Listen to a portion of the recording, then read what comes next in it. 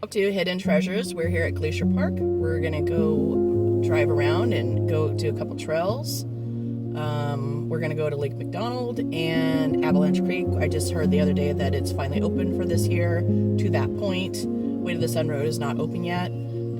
But anyways, we're gonna record a little bit on the way to show you how beautiful it is. And yeah, thank you for watching. Welcome to Hidden Treasures. Today, we're taking in the breathtaking drive through Glacier National Park and heading out on a scenic hiking trail. Along the way, I'll be sharing a fascinating story I found on Reddit that you won't want to miss. Sit back, relax, and enjoy the adventure. My boyfriend went missing in Glacier National Park. I think I know what happened to him. Stan and I met shortly after I moved to Seattle in the spring of 2017. We used to joke that we should make up some sort of meet cute to explain the origins of our relationship because the truth was far less romantic and far more mundane. That is, we met on Tinder as everyone seems to these days. To say we hit it off would be an understatement. He seemed like the perfect man for me. He loved dogs just like I did, and music and art. Of course, there were some things we didn't agree on. He liked horror movies way more than me, for instance. And snakes. He tried to convince multiple times that we should get a snake. That was when I knew from the beginning I was never budging on. They just give me the creeps, you know? Things like that felt like they just added depth to our relationship, though. We moved quickly, not overwhelmingly fast, but a bit quicker than I normally moved in relationships. It just really felt like he got me.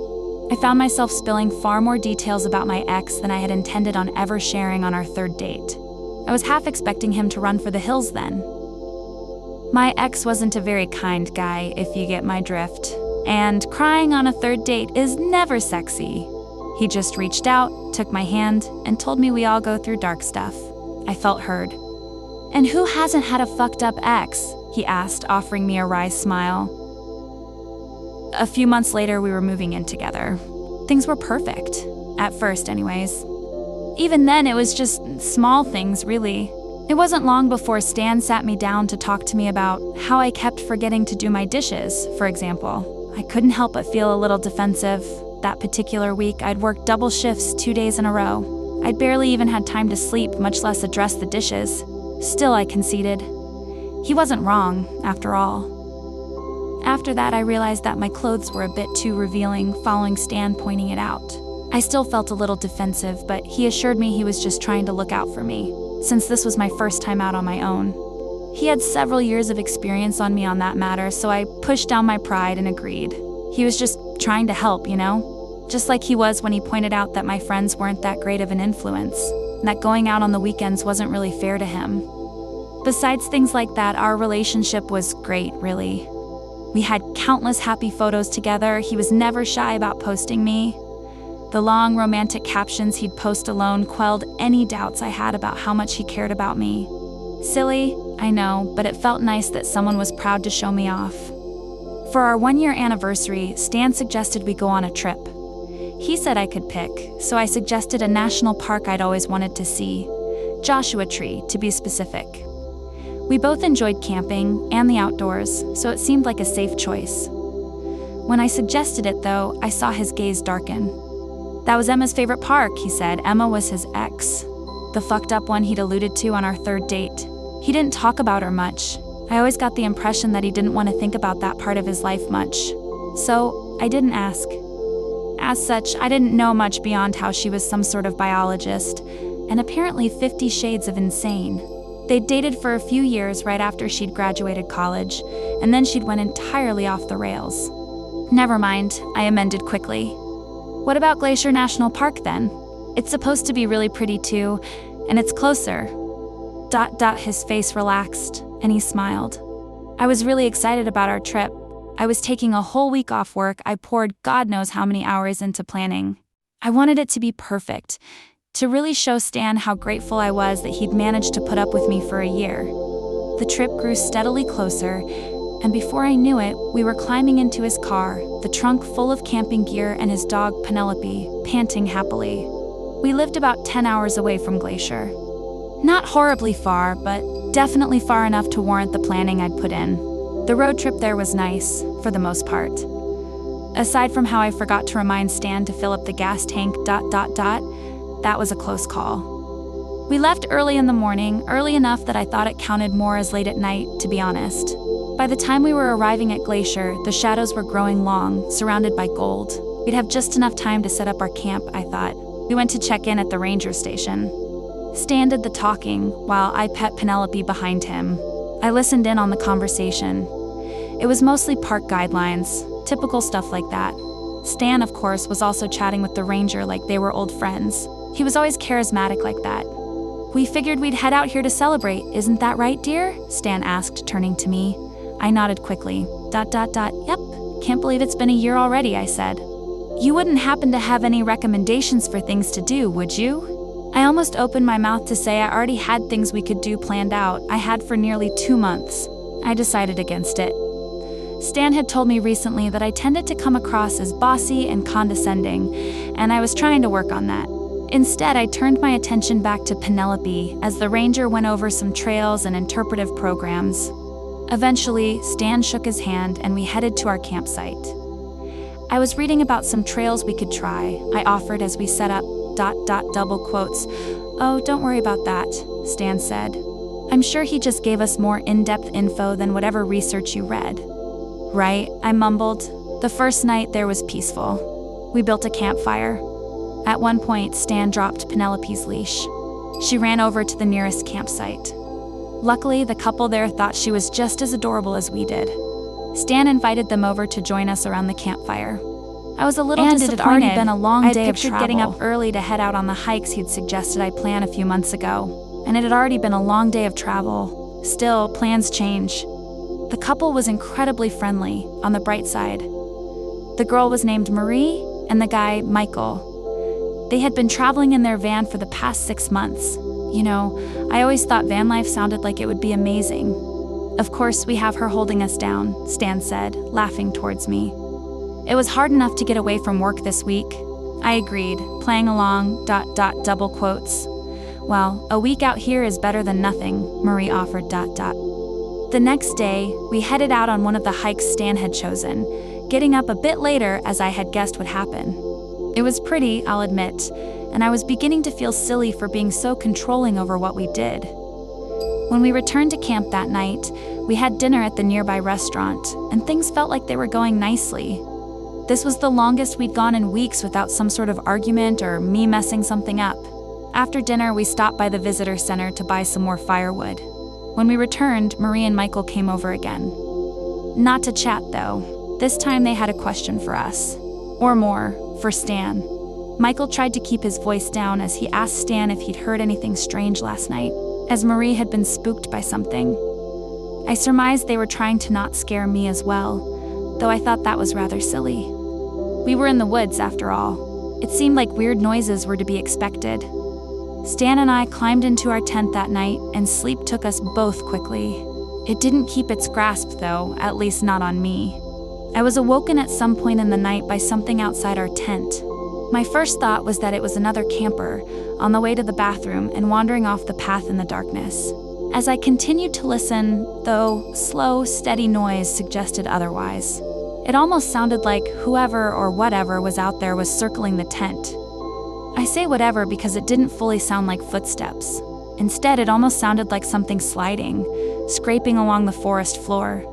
I felt a chill run down my spine. I looked over to Stan. He was still fast asleep. I swallowed. The last thing I wanted to do was wake him up, especially if it turned out to be something as silly as a deer. Trying to steady my racing breath, I decided to instead turn my attention back to the noise outside. I attempted to reason with myself as I strained to listen, We were in a well-populated official campground. Surely whatever was out there couldn't be that dangerous. Animals came into the campgrounds, I knew that, but it seemed like the odds of being attacked by some wild animal less than 50 feet from a ranger station had to be close to zero. Whatever was out there continued to circle the tent. I was sure that was what it was doing now. I heard Penelope begin to whine. She'd evidently been awoken as well. I looked over at her, trying to make out her small shape in the darkness. I wanted to call her over to me, away from the entrance of the tent. I knew that if whatever was out there was dangerous, a few extra feet between her and it wouldn't do much good. I didn't dare call out anyways, too scared of alerting whatever was out there to our presence. As I continued to listen, I heard the strange sliding noise stop. It sounded like it was right behind the tent, right above Stan and I. I almost screamed as a low hiss reached my ears. That was enough for Penelope, evidently, as she collapsed into a fit of panicked barks. It seemed like a spell had been broken with her first bark. Stan shot up and immediately demanded to know what was going on as Penelope tried to claw her way out of the tent. There was a loud crash outside, then silence. "What the fuck is going on?" Stan demanded, anger overriding any remaining sleepiness. I tried to recount what had just happened to him, the scraping noise, the circling, the hiss. I was barely halfway through explaining when he rolled his eyes, ... It was probably just a deer, he said, ... A deer? It hissed. I said, forgetting myself in fear of whatever had been out there. Deer make weird noises. God, I get the dog freaking out, but you? Stan asked, ... I'm not freaking out, I said.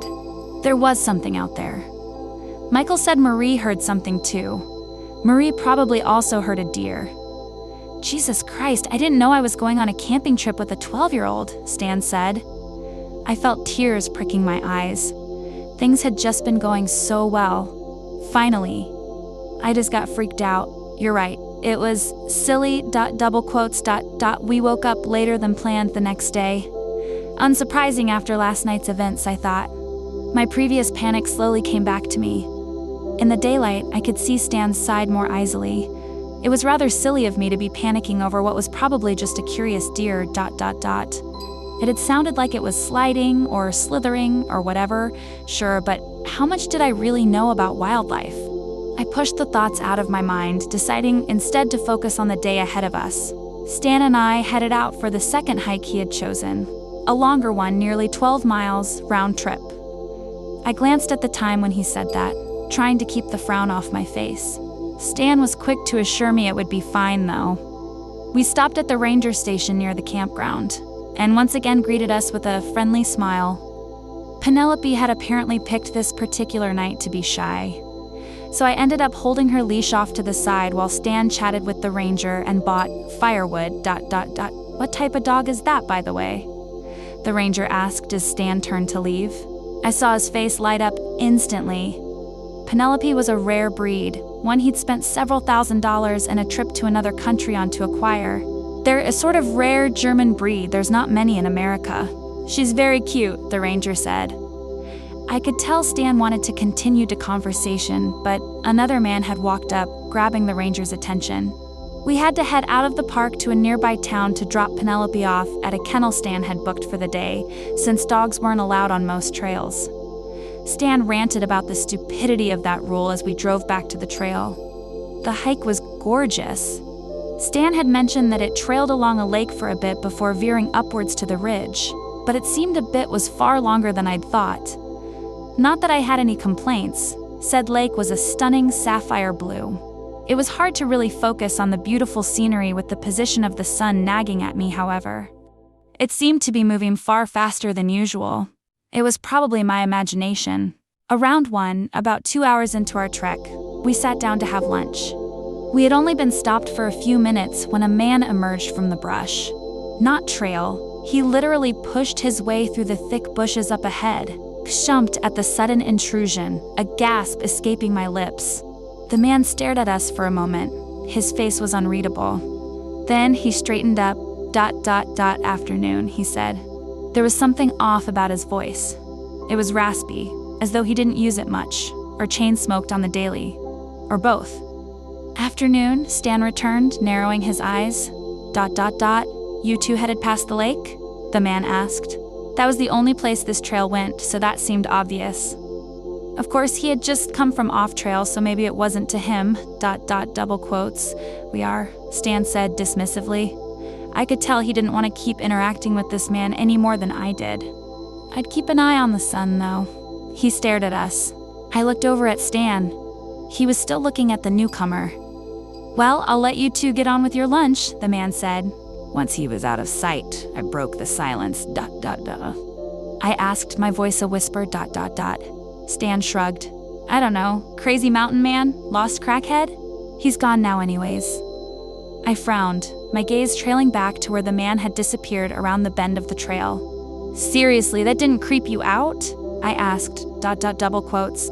I mean, he was weird, but you're bound to run into weird people sometimes, Stan said with another shrug. My mind wasn't fully put at ease, but I nodded. He was right, I told myself, looking back at my sandwich. Once we finished lunch, we continued hiking. I couldn't help but notice how few people were on the trail that day. That, combined with the strange man from earlier, and, of course, the ever-present knowledge we were in grizzly country, kept my anxiety constantly at the edge of boiling over. God, we just had to pick the one hike that no one is on, I thought, as we rounded a series of large boulders. By now, the shadows were beginning to grow long. We still hadn't reached the ridge. We hadn't even cleared the lake. I felt like we must have been well past the 6 miles it took to reach the ridge at this point. I debated whether or not to say something. I decided against it. Stan would just tell me he knew what he was doing, that he was the hiking expert with several years of experience on me, and all of that. So we continued on. When the sun was beginning to dip behind the mountains, though, and we were still nowhere near any sort of ridge, I finally stopped. Maybe we should start heading back, I suggested, gesturing toward the sun.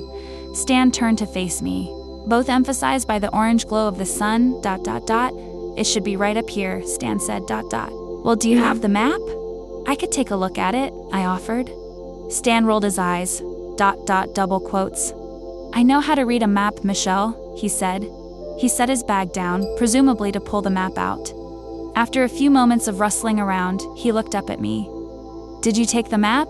He asked, an icy edge to his voice, ... double quotes. No, I haven't touched it, I said quickly. It's not there? Why the fuck would I be asking you if you took it if it was here? God, Michelle, you can really be dumb sometimes. Stan gave the backpack a kick in frustration. Sorry, I said, swallowing. I took a steadying breath. Maybe it fell out? It was right here, Stan said, shaking his head. I know I packed it. I know I saw you pack it. Did you take it out during lunch? Maybe we can check Google Maps, I suggested. I pulled my phone out, only to be greeted with no reception and a dying battery. So much for that idea. I took another breath, trying to stay calm. We weren't lost, at least, I reasoned. We were still on the trail, even if it wasn't the trail that led to the ridge. We could still backtrack. I told Stan as much.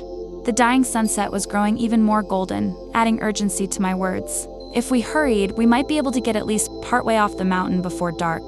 Maybe to a more populated area of whatever trail this was, ... All right, Stan agreed. Come on, let's get going. Our descent was tense, to say the least. I could practically feel the anger coming off of Stan, and I didn't dare say anything for fear of making it worse. Despite our best efforts, we weren't even back at our lunch spot when dusk began to turn to dark. It became nearly impossible to see. I pulled my phone out. Its flashlight barely cut a few feet ahead through the inky blackness, but it was better than nothing. Stan did the same. I frowned, wishing I'd checked with him that he'd brought a flashlight. I'd assumed that was a given, with all of his hiking experience. Oh well, I could hardly judge someone for forgetting something. Our progress was massively hindered by the dim lighting. That, along with the rocky trail, made every step feel like a potential fall. Potential turned into actual when I misjudged a loose rock. It gave way beneath my boot. I yelped as I fell to the ground, the cold stones cutting into my flesh. My phone hit the ground, the light disappearing. I saw the remaining lights spin around. Jesus Christ, I told you to watch your step, Stan said. I winced, ... double quotes. Sorry, I said ... I just don't want you to get hurt, Stan replied. Are you all right? He crouched down in front of me, the light shining in my face. I gave a soft nod, ... I think so, I said. I raised my hands to examine the damage. A couple of scrapes, but nothing worse. That was a relief. It definitely hurt worse than that. I looked back to the ground, scanning for my phone. Thankfully, it had only fallen face down. It seemed to still be working fine otherwise. Stan helped me to my feet, and we continued on. We hadn't taken more than 3 steps each when we heard it. A sharp crack in the woods to our right. Both of our heads snapped toward the source of the sound at the same time. I felt my blood run cold. Please don't be a bear, please don't be a bear, I prayed silently. ...